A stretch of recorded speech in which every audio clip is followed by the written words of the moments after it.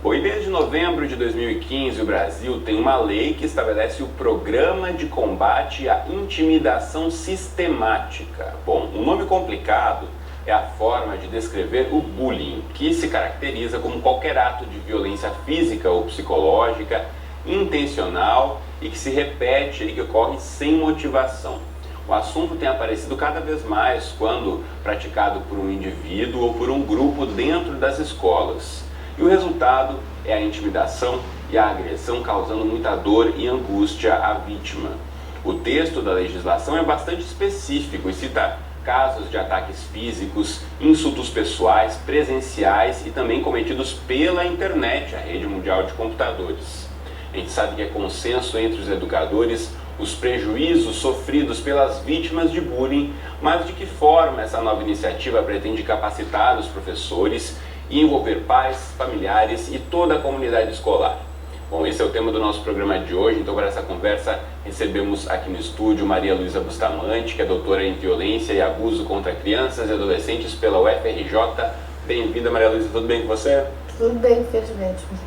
Também conosco aqui no estúdio está a Evelyn Vinocourt, que é mestre em Neuropsiquiatria pela Universidade Federal Fluminense. Bem-vinda, Evelyn, tudo bem com você? Tudo bem, paz. Prazer em recebê-la aqui também. E você em casa, como sempre, também é nosso convidado aí para ficar ligado nesse bate-papo ao longo dos próximos 20 minutos. Então, já começo aqui mostrando para você de casa, mencionei aqui a questão da legislação. No site do governo federal se encontra em brasil.gov.br um especial sobre o combate ao bullying.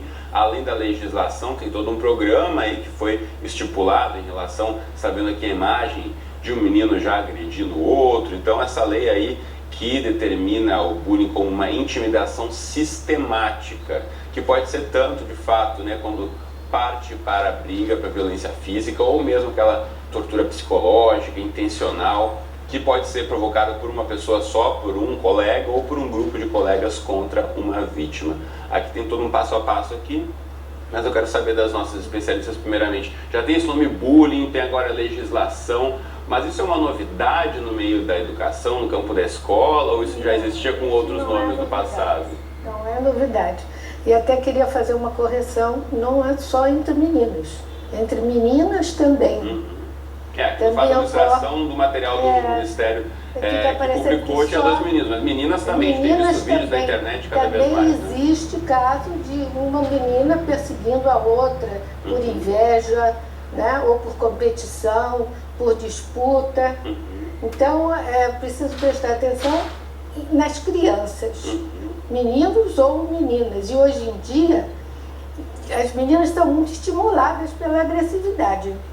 Então, né, as heroínas femininas nos desenhos infantis são violentas, não são boazinhas, tímidas, assim, colhidinhas, não são, não. É tudo agressivo. Sem dúvida. Agora, Evelyn, essa questão de você ter uma criança submetida constantemente a um abuso, né, seja ele físico ou psicológico, a médio e longo prazo, isso não for percebido, se não for revertido, qual o dano para a formação dessa criança? Olha, os danos são inúmeros, incluindo várias condições psiquiátricas, né? Normalmente essa criança ela é subjugada ao agressor, né? Ela tem muito medo, ela tem uma vulnerabilidade genética, onde ela se subjuga como uma escravidão, né? Sempre presa àquele agressor, tá? Que precisa alimentar o próprio ego sobre aquela criança. Quanto mais ele intimida e pressiona e assedia, mais ele alimenta essa questão da crueldade que esses agressores apresentam, a falta de empatia e essa inflação do ego. Então, o que acontece? Essas crianças menores, os bullies são mais indiretos nas crianças menores. É mais essa coisa da segregação dentro da sala, ameaça, intimidam outras crianças que tentam chegar perto dela, fazer parte da patotinha, da turminha. E acaba que essa criança começa a ser desmoralizada, autoestima, autoconfiança vão por uma espiral decrescente e vai seguindo um processo meio que de não vida, porque a vítima do bullying, ela já é escolhida pelo agressor, ele já tem um faro, né? Já é aquela criança que ele já sente que essa é a minha vítima, algo perfeita. E ele vai meio que se alimentando, vampirizando essa vítima que não fala, né? Porque ela tem medo de ser mais atacada, né? E também porque depois as ameaças ficam mais amplas. Já deixa de ameaçar a criança, passa a ameaçar o pai, a mãe, o cachorrinho, o irmão e tal. Então começa que essa criança ela vai se afastando da convivência e da parte social, ela vai tendo uma aversão, né, um horror a hora que chega na escola. Então ela pode, as crianças menores, dor de barriga, choro, dor na perna, dor de cabeça, né, ânsia de vômito, tá? Enjoo, começa a querer faltar aula, pedir para a mãe tirar ela da escola. Então são sintomas que os pais muitas vezes acabam não relacionando a essa questão do abuso da escola. Não, um pouco. A gente tem que realmente trabalhar muito bem tanto a família do agressor quanto da vítima, porque existe uma desinformação muito grande, né? E se a gente não denunciar, se a gente não abrir a nossa boca, se a gente não investigar os nossos filhos, como é que eles saem, como é que eles chegam, porque muitas vezes eles podem vir com hematoma, uma mancha roxa, né, um corte, material danificado, né, dinheiro que está sumindo, porque muitos falam, se você não fizer isso eu não sou mais sua amiga nunca mais. E então a gente tem que realmente ver como é que o filho chega, como é que o filho sai, está sempre conversando, está sempre fortalecendo a autoestima dessa criança e falando para ele que, olha, a mamãe vai estar do seu lado e vamos falar, vamos na escola, porque existe uma tendência aí a meio que negligenciar, fingir. É o espectador mudo, né, que diante da lei é crime, é criminoso, vai responder por isso também. Porque, infelizmente, muitos até têm medo de serem as próximas vítimas, então deixa a coisa meio que correr. Agora, a questão da legislação prevê não somente, né, que isso seja discutido, mas tentar verificar um pouco das causas, porque muitas vezes o próprio agressor também foi vítima de algum tipo de situação em casa, ou por que ele vai ser esse agressor, por que ele vai na escola colocar essa agressividade dele à tona, né, frente ao mais fraco. Eu só não diria 100%, né? Eu atendo no consultório crianças, adolescentes, né? A gente está aqui focando a faixa etária infanto-juvenil, mas você sabe que adultos e idosos, né, sofrem muito bullying. Mas o que acontece é que a característica de personalidade desses agressores é muito de dominação, de autoritarismo, de hostilidade, temperamentais, hostis, sem empatia, com requintes mesmo de crueldade, inclusive relatos que eu mesma já ouvi que assim, eu não mato as minhas vítimas porque eu me alimento delas. Então, é uma coisa muito grotesca de se ouvir, mas isso é a realidade, a gente tem que estar aqui para falar. E os adultos que cometem, que praticam bullying, se você for ver, mais de 90% deles foram vítimas de maus tratos, abuso, negligência e prática de bullying quando eram crianças, né? Então isso é sabidamente uma característica que você tem que ver para caracterizar o bullying como tal, né? Sem dúvida. Bom, Maria Luísa mencionou a questão da violência entre as meninas e ao longo de 2015 um dos vídeos que bombou na internet, virou meme, inclusive. A gente vai colocar agora só um trechinho aí para você ver de casa, você já deve ter ouvido falar. Vamos colocar na tela, PR? Já acabou, Jéssica. Quem não ouviu essa frase no ano passado e que mostra essa cena grotesca de duas meninas de uma escola se agredindo, né? Depois foram investigar e tal, o motivo da briga, mas nada justifica a violência, né? Que você vê aqui, realmente elas ali num momento completamente fora de controle, a outra se levanta, enfim, tenta tirar satisfações também. Isso demonstra que de fato está aí naturalizado, e agora com esses grupos de agressores também gravam e ficam, enfim, mandando os vídeos para a internet, e esse meio virtual também de agressão estimula ainda mais, né, Maria Luísa? Estimula muito, porque eles encontram uma satisfação anexa à ação, não acaba na ação, né? Tem os amigos que filmam com o celular e depois botam na internet, né? E depois isso é motivo de gozação. Então mesmo quem não faz parte do grupo ou outras turmas, enfim, a gente chegou até a gente aqui, esse vídeo, no mundo inteiro agora, você é ali pelo YouTube, você pode passar esse vídeo e todo mundo fazer chacota da menina que estava apanhando ali, né? Isso, pois é. Que não existe, o que existe? Mudou muito a filosofia de vida e os critérios éticos na sociedade, né? A sociedade ficou muito violenta e numa violência que não é aquela aberta, né? É a violência camuflada, que evita a punição. E essa violência é muito mais difícil de ser combatida, porque ela é disfarçada. Quando você checa, quando você confronta, a pessoa diz que não. E a outra que fez queixa ou denunciou, fica se sentindo humilhada, né? Como costuma acontecer, por exemplo, com o abuso sexual contra as crianças, que o abusador depois ainda debocha, né? E humilha a criança que se queixa, né? E ameaça, né? Ameaça, e a criança fica com medo de fazer a denúncia, né? E depois ser desqualificada. Agora, como vocês percebem que essa questão, a partir desse plano nacional de combate ao bullying, né, essa lei sancionada já pela Presidência da República, isso se não passar pelas escolas, na formação dos professores, envolver também os pais, a comunidade, também todos os funcionários das escolas que lidam, né, a merendeira, a segurança da escola, e todo mundo tem que estar envolvido nessa discussão, né, porque percebe no dia a dia, quando aquele colega é discriminado, aquela criança é vítima de abuso, né? Mas a lei só não adianta. Sem dúvida, por isso que eu pergunto a vocês, de que forma a aplicação dessa lei pode trazer algum benefício, alguma mudança? A aplicação dessa lei tem que vir acompanhada de políticas públicas voltadas para o controle da violência, né?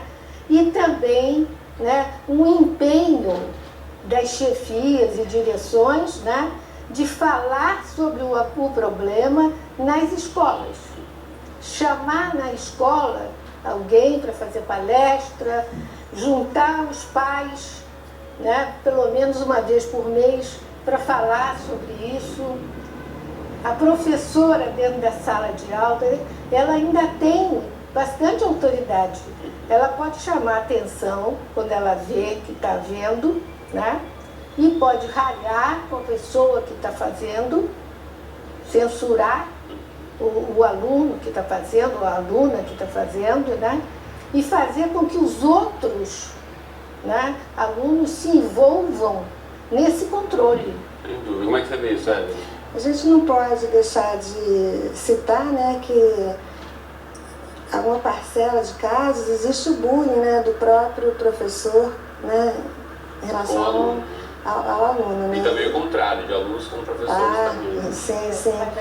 Mas no caso, existem essas questões sim, que a professora persegue um aluno, aí não deixa aquele aluno beber água no banheiro, usa critérios mais rígidos para corrigir prova, enrola, se pede uma revisão.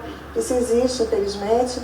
E é como eu sempre oriento os pais que chegam até mim para eu tratar dessas crianças, que a gente tem que denunciar, e a gente tem que denunciar e cortar o mal pela raiz o quanto antes, porque as consequências psíquicas, emocionais e físicas, né, podem levar a uma morte em vida, pode levar a uma morte mesmo pelos ataques físicos de chute, pontapé, tapa, cuspe e tudo mais.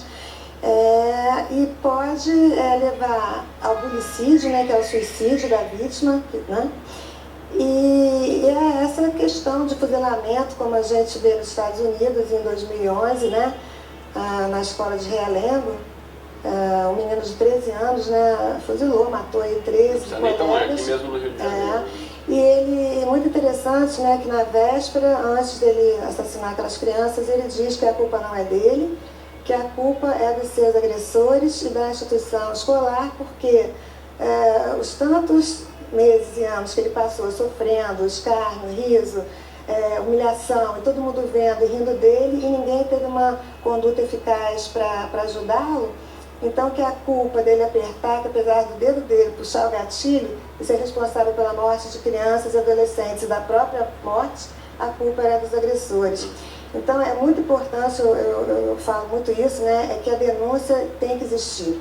As escolas, elas privadas e públicas, elas têm a obrigação hoje em dia de darem queixa, né, na delegacia, tá, na polícia, isso é obrigatório. Se não houver essa conduta existe uma penalidade, multas, parece que até 20 salários mínimos, não sei. E também, além disso, a família pode, né, por ela mesma, tá, recorrer a alguns órgãos, né, como a defesa do consumidor, né, porque as escolas vendem produtos, a gente consome, isso está incluído, né, os conselhos tutelares, né, o Ministério Público, fazer os boletins de ocorrência, né, na delegacia, tá? E hoje em dia, de uns anos para cá, a gente está vendo que o Estado, que a mídia, que a sociedade tem entendido um pouco mais o governo tem se posicionado muito a favor, sempre do lado dessas vítimas, né? E com a obrigação de prover os tratamentos psicológicos e psiquiátricos e multidisciplinares, né, que é para essas famílias e essas crianças. Sem dúvida. Vamos botar de novo na tela agora o site onde tem a íntegra sobre essa legislação contra o bullying. E aqui fala que o objetivo é prevenir e combater a prática da intimidação sistemática, que é o nome jurídico para descrever o bullying, em toda a sociedade, não só dentro da escola, mas principalmente dentro das escolas. E a alternativa da punição, isso é muito interessante. A nova legislação orienta evitar, tanto quanto possível, a punição dos agressores, mas privilegiando a responsabilização e a mudança de comportamento hostil, ou seja, tentando investigar um pouco, como a gente falava aqui, as causas de por que esse agressor pratica essa agressão aos seus colegas dentro da escola. Uma questão que eu queria ouvir de vocês em relação aos pais. A gente falou aqui de chamá-los para a escola, muitas vezes fazer uma cariação dos pais pode ajudar os pais do agressor como a vítima? Muitas vezes a grande surpresa vai ser descobrir que os pais são muito agressivos também. Ou negligentes, né? Ou negligentes e a forma do filho se expressar sendo agressivo. Essas crianças, na maioria das vezes, são muito abandonadas, né? São crianças cujos pais não tomam conhecimento de se ela comeu, se não comeu, se foi para a escola, não foi para a escola, se fez dever, são muito abandonadas, né? E é uma forma de chamar a atenção que ela encontra para ela mesma, né? Implicando e infernizando os outros. Eu vejo muito essa questão da ignorância. Ignorância no sentido de ignorar, né? Existe uma desinformação. Eu vejo, porque, gente, eu sempre digo, não tem ninguém que quer o maior bem de um filho do que uma mãe, gente, né? Mas o que acontece... Tá bom, mas a grande maioria, né? A grande maioria, se ela age errado, é porque ela também teve uma educação provavelmente errada também. Eu escuto de alguns pais que eles dizem que, doutora, eu adoro meu filho, minha filha, mas eu aprendi assim, a linguagem do tapa, a coisa corretiva com cinto, de ficar de castigo trancado, e isso para mim é a forma que eu sei de educar, eu não sei outra. Então acaba replicando simplesmente de forma automática, sem pensar no que está fazendo. Porque se eu vivo numa família onde fala japonês, eu vou ensinar para o meu filho japonês, porque é a língua que eu sei, né? Inclusive essas famílias, quando você orienta, quando você mostra que não é por aí, que é o diálogo, que é denunciar, que é não ter medo, eles agradecem, muitos caem em crise de choro, porque na verdade eles nunca tinham sido orientados. A maioria desses agressores, a gente pergunta, mas por que você fez isso durante 3, 4, 5 anos? Nunca ninguém me orientou, nunca ninguém falou que eu estava errado. Quer dizer, então você vê uma falta de informação, né? E é por isso que eu acho que o bullying tem que ser taxativamente, insistentemente, está aqui como a gente está aqui hoje, nas escolas, capacitando alunos para serem moderadores e facilitadores dentro da própria turma, para ensinar, né, essa lei da resiliência, da tolerância, né, de você conter seus impulsos, de respeitar o ser humano, né? Porque o bullying, ele inflige, ele viola o Estatuto da Criança e da Adolescência, ele viola a Constituição, quando a gente fala sobre o respeito à dignidade humana, né? Inclusive, essa questão da intimidação intencional e persistente ao sofrimento humano, isso é uma das causas que, quando você abre o processo, você cita isso, né? E também você pode rolar, né, em alguns casos, a escola, né?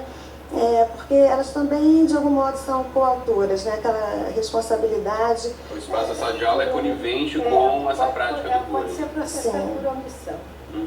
A professora é diretora da escola. Na escola, sim.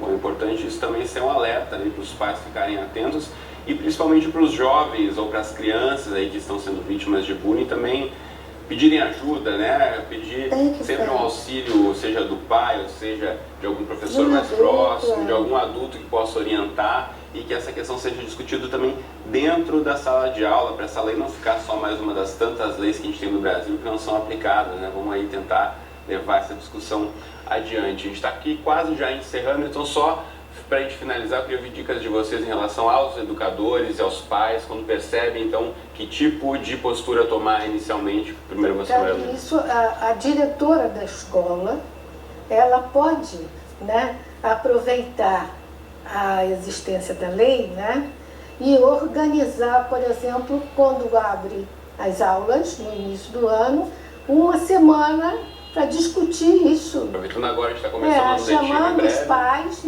a escola, que é uma coisa muito boa, que sempre houve e que de repente a escola desinvestiu nisso, né? Tem que investir novamente, né? Manter uma proximidade com as famílias das crianças. E não tem desculpa, se a mãe não pode vir o pai, se o pai não pode vir, tem que ter alguém que convive melhor, pode ser uma avó, uma tia, um cuidador, alguém que esteja sempre com a criança, que compareça a essas reuniões e que possa passar adiante a informação que ele vai receber. Só o movimento de discutir o assunto já é suficiente para criar na população ligada à escola a preocupação com essa situação. Legal. Evelyn. Então, uma coisa que eu não falei, que eu acho importante estar falando, é que, como você mesmo falou, né, o agressor pode ser uma criança, um adolescente ou um grupo, né? Então é muito comum, sim, que aquele agressor que bate, que fere, que machuca, que chuta, que estupra, enfim, ele tem um grupo por trás, né, que de alguma forma alimenta, tem prazer em ver aquilo, né? Então, qualquer espectador mudo, que finge, que não vê, que deixa passar, que banaliza, todos esses, né, perante a lei, vão responder a processos e cumprir penas, são cúmplices e criminosos também. Né? Isso eu não falei, eu queria falar. E deixar aí essa questão de denunciar o mais precocemente possível, e a gente está realmente, quando houver uma criança com problema, a gente fazer uma triagem minuciosa e detalhada para essa questão do bullying, porque na maioria das vezes eu pego crianças e adolescentes, quando eles vêm trazendo aqueles sintomas que são apenas daquela cabecinha do iceberg, tem toda uma história de anos para trás. Então a gente tem que investigar, né? Sempre tratar isso para não chegar essa criança na vida adulta aí com problemas psicológicos mais graves ainda e que vai prejudicar a qualidade de vida dela ao longo dos anos. Né? A gente vai voltar a esse assunto aqui com certeza no Conexão, mas por agora o nosso tempo já encerrou. Maria Luísa e Evelyn, muito obrigado pela presença, um prazer conversar com vocês. Valeu. Você de casa, obrigado pela companhia de sempre. Conexão no ar na tela do Futuro é de segunda a sexta ou a qualquer hora do dia e da noite lá na internet, no nosso site futura.org.br/Conexão Futura. Um abraço para você e até a próxima.